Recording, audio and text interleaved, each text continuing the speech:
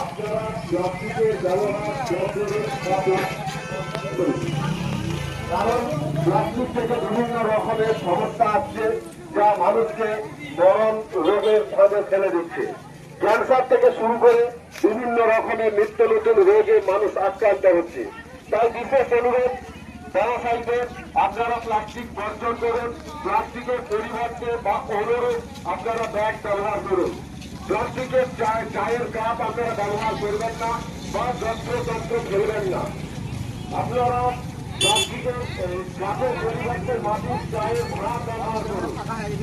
আমাদের রোডের চাষে আমাদের রাখা আছে, আপনারা কিন্তু ভাত বা ব্যাগ ব্যবহার করুন।